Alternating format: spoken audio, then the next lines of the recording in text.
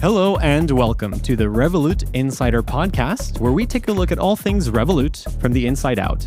I'm your host, Alex Carril, and joining me today is Tom Hambrett, partner and group general counsel. Hi, Tom. Welcome. Hey, Alex. Thanks for having me. Thanks for being here to celebrate Revolut's 10th anniversary. I wanted to chat with you about how far we've come over the years, how you've helped to raise billions of dollars in capital, and what your vision for Revolut's future is. Well, there's a lot to unpack, so let's jump in. All right, let's do it. A decade of disruption. Can you believe it? Yeah, it feels like just yesterday when we started, but it's been definitely a journey. Take me back to the early days. When you first joined Revolut, what was the atmosphere like? Oh, it was fantastic. I mean, the energy and the intensity was contagious. We were a lot smaller, as you can imagine. We were all crammed in one tiny co-working space in Canary Wharf, and we all chipped in. Everyone did absolutely everything they could to keep this company running and to keep shipping product. We faced so many uphill challenges in the beginning, but we didn't let those challenges or setbacks get us down. In fact, we used that as motivation to keep pushing. Every time someone said, "You can't do that," or "You're not going to be able to achieve what you want," we took that and used that as energy to fuel solving problems and delivering on our mission. Yeah, it paid off. And it's paid off. And at that time, what do you think that people were getting right? What were those elements that people were bringing to the table every day? I think there was a same long-term vision and enthusiasm for the product. There was a genuine belief in what we wanted to achieve and that we were going to do it. And so everyone was in sync and we were aligned. Nik and Vlad's, one of their many superpowers, was harvesting that energy and ensuring that we maintained focus, which is a really challenging thing to do when you're a young company. You want to do so much, but it's about focusing on those things that are really going to make a difference. The thing about Revolut in the early days was from day one, we were truly global. We looked at our product and we said it's a market agnostic product. That means that we do not want to discriminate based on where a customer is. Everyone should have the same fair, transparent accessibility to their finances. And so that instantly created a total addressable market much larger than some of our competitors, but it also created a number of challenges and problems. It was a very complex mission that we wanted to solve with a very clear, clean, simple product.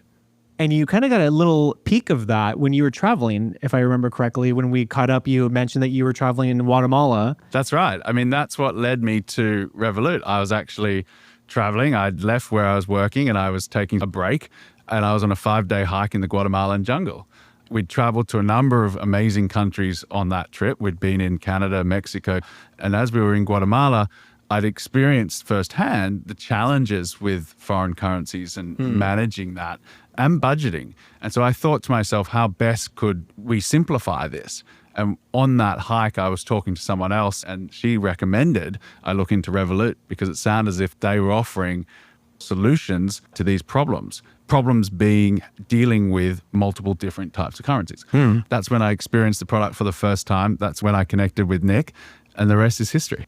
Something must have clicked for you because you were early in. You started in 2017. Correct. And you were the 23rd employee. That's correct. So when was that moment that clicked for you that said, there's something here? There's no single moment. For me, it's every time I interact with a customer.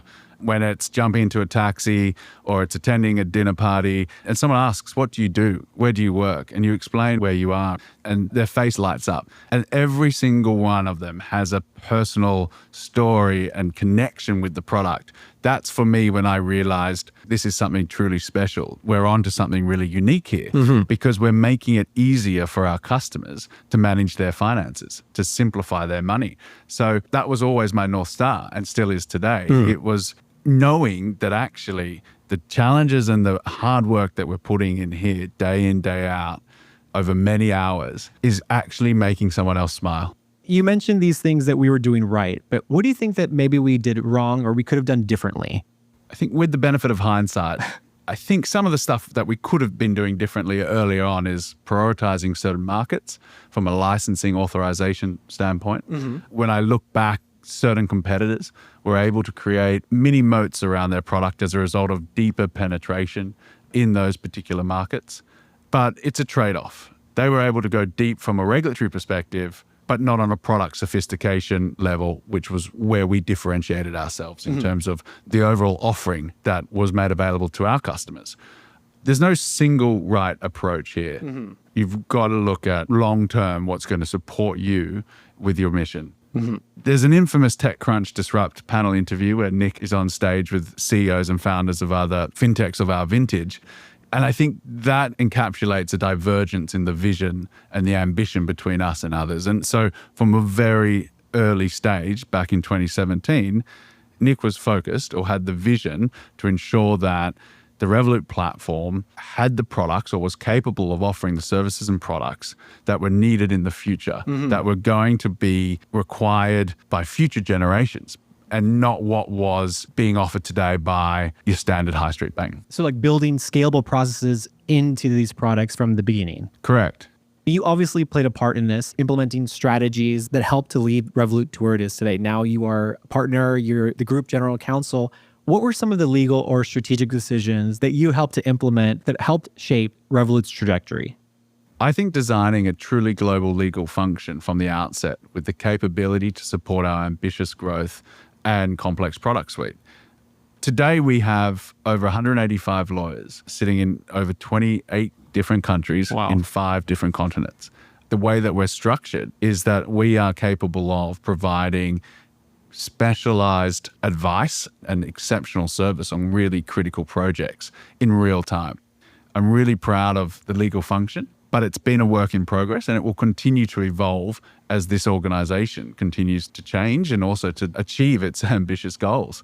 It's not just okay to design a structure. You've got to then actually build the tools and the processes that enable the people within that structure to provide those services. This is obviously an ongoing journey and something at Revolut Legal where we're building a lot of proprietary AI tools that are going to equip these lawyers with the capability of providing that service into the future faster and more efficient, but then also tailored to local markets and the requirements that are there. You're mentioning this kind of exponential growth, and we've seen it over the last 10 years. And we're expanding into new territories, as you said, every year. Was there ever a point in this journey that you thought, we're going too fast or we might need to slow down? It's all about ensuring we have the right guardrails. You know, the processes in place that provide the right amount of scrutiny and challenge and oversight. It's not so much a question of slowing down, but rather, is our system built appropriately to deliver on our ambition? An analogy I always like to use with my team is the fastest cars, Formula One cars, they have the biggest brakes. It's not about not having brakes. It's about being capable to deploy them when necessary to safely deliver and finish the course. Yeah. And you as head of the legal department, you and your team, along with other teams in the company, help to ensure that these guardrails are up at all times. As you hire across 5 continents at scale, how do you protect culture when bringing in hundreds or thousands of new people? That's a great question. I think across the organization, and legal is no exception here, we prioritize hiring ambitious problem solvers who genuinely thrive in dynamic environments, who can build high-performing teams. So what we have to do is we need to ensure we've got the right interview process from the start. That's problem solver, bar raiser for values and achievements, and then obviously people management and hiring for leadership. To execute on that, you need to identify in your organization who are the strong performers who can actually own those roles, which you'll then be hiring for, so they can define the required skills and set the talent bar to ensure that it's replicable at scale. And once these excellent problem solvers join, I think it's a matter of embodying these 5 core values that we have, because they're really what helps us to keep challenging the status quo, never settling, thinking deeper, solving these new problems that not only are problems today, but for the future as well. That's right. I think you can't compromise on your value set.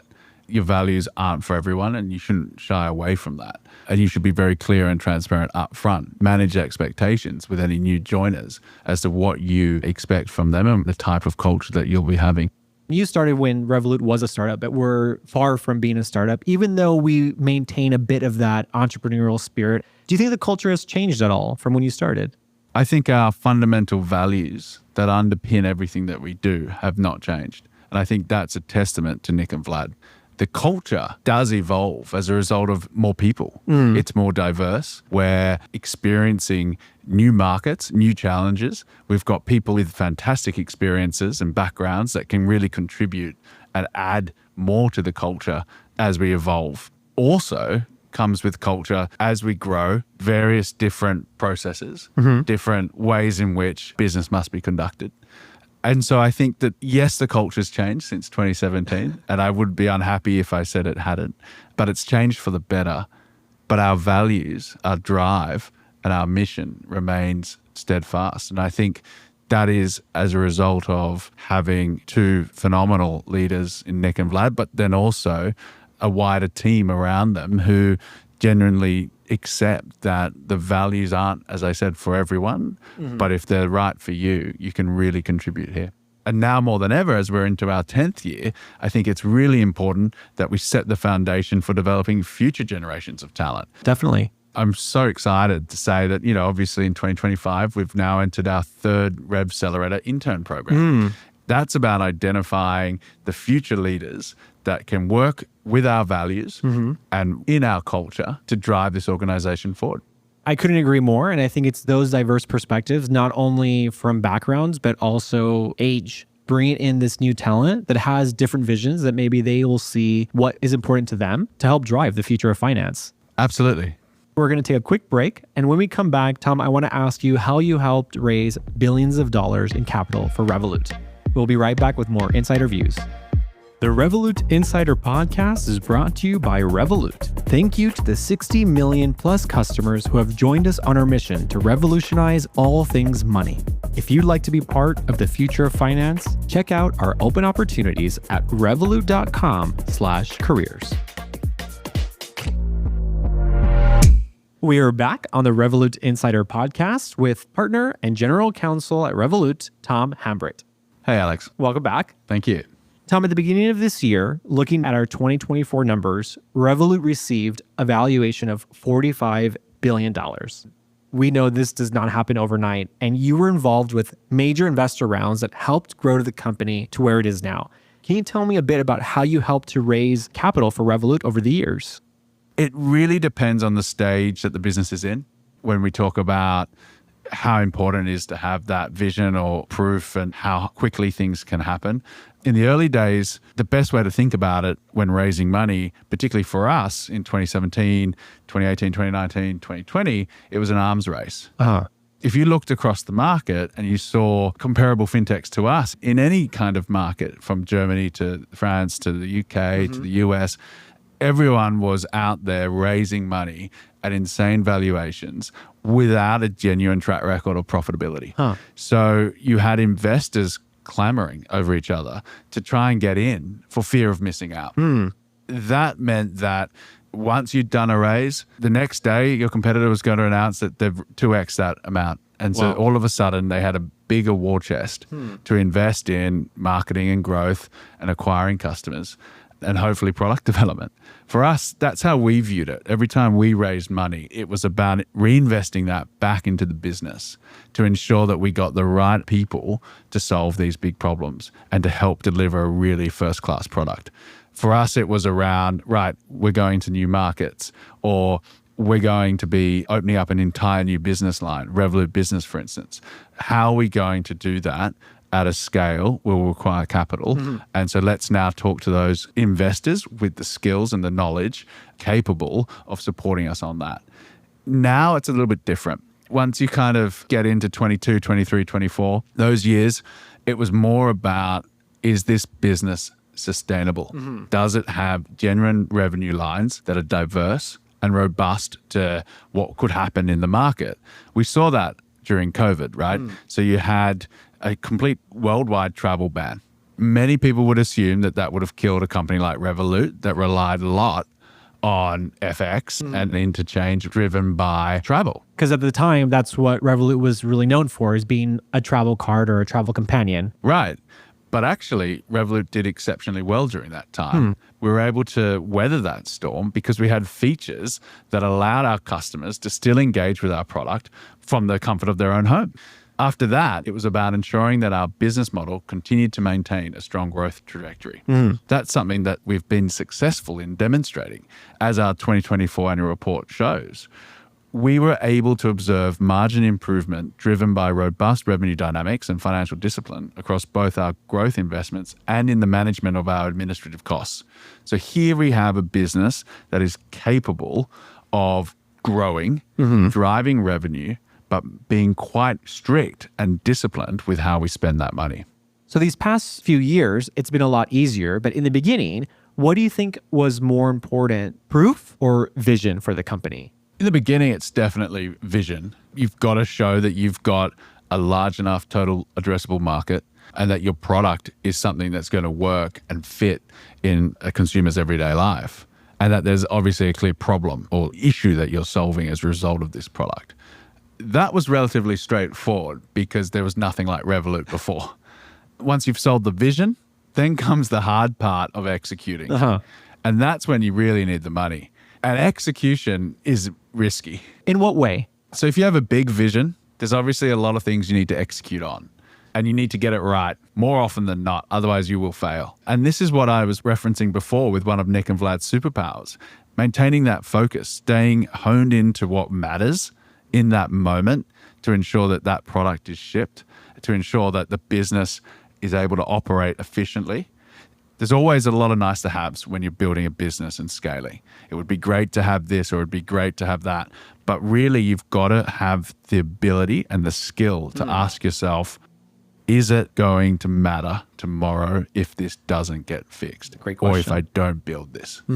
That's, I think, the number one priority for anyone building an organization or looking at a product and solving a problem. It's identifying those things that you've got to get right, and you've got to get it right quickly. Exactly. And do you think that vision still applies today? Absolutely. There is still that vision. There's still that energy. There's still that drive. It's relentless, and that's why we love it. It's contagious. The problem is that as you scale, there's so many ancillary challenges, and your vision can get splintered.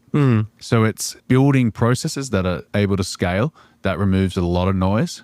And then secondly, it's ensuring that you've got the right team that you can delegate to ensure that that process is localized in a way that enables the product to obtain traction in that local market. When you talk about the local market, we're not alone, right? No. We have competitors that obviously you mentioned a lot of fintechs that were starting up around the same time that we were. What do you think sets Revolut apart from other players in the market? There's no one else out there providing innovative and effortless solutions globally at such scale on a daily basis. There's features and products within Revolut that are changing the way in which our customers interact with their finances and are genuinely simplifying all things money. We are building a one-stop shop for our customers to be empowered to achieve their financial goals. What do you think our biggest responsibility is now, not just as a company, but as a brand that people have come to trust with their money? Now more than ever, we need to be focused on our customer. The customer has to be at the heart of absolutely everything that we do here at Revolut. It always has been that way, but we can't get complacent. We can't forget why we're here and why we get up in the morning and why we come to work. What I'm excited about is the development of lifestyle-focused services within Revolut that helps and provides benefits to our customers in managing their own finances. That's partnering with new partners, potentially with Rev Points, for instance, that allows customers to actually get access to new experiences and products that were otherwise not available to them and or at a better price. Being rewarded for using their money every day. Absolutely. So that's what's exciting. I think we've got the opportunity now. We're at the scale. We've got this amazing global community genuinely interacting every day with our product. It's on us now to make sure that product lives up to their expectations and that we continue to deliver outstanding service. As we continue building this community, if we were to sit down again in another 10 years, what would you hope we'd be talking about then? So in 10 years' time, I hope that we're still looking as young as we are today. Well, I can only hope. But honestly, I think obviously how we simplified money for 100 million customers in 100 countries. These are fantastic numbers to throw out, and they're lofty numbers, which I'm confident we will achieve. But most importantly, it's about how Revolut has changed our customers' relationship with their money for the better. That means they're making more informed decisions that saves them money and gives them access to services and products that were otherwise not available to them. Well, I look forward to our next chat in 10 years. Same. And let me ask you, Tom, looking back at your career and your time at Revolut, is there any advice that you would have given your younger self? Just remember that anything worth doing is going to be difficult. It's building that resilience and that ability to persevere, to accept that things may not work out how you want them to the first time, but not to give up. And at the same time, have fun. Yeah, I love that. I think it's so important to occasionally stop, pause, and reflect, particularly as we're so privileged to be on this journey. And then we have this opportunity to be part of something so special. Yeah. Which is why it's been so great, Alex, to be here today. Yeah. I mean, a decade of disruption, there's a lot to look back on, and there's a lot to reflect on the great work that our dream team has done over the years. So thank you so much for your work, for your contributions, and for everyone else, all of our 10,000 employees around the world. We thank you. Thank you. And for those listening, thank you. You can add the podcast to your favorites so you don't miss an episode, and follow us on Instagram at Revolut Insider. This has been the Revolut Insider Podcast, where we explore all things Revolut from the inside out. Until next time, remember, never settle, because the sky's not the limit. It's just the beginning. Revolut. Change the way you money.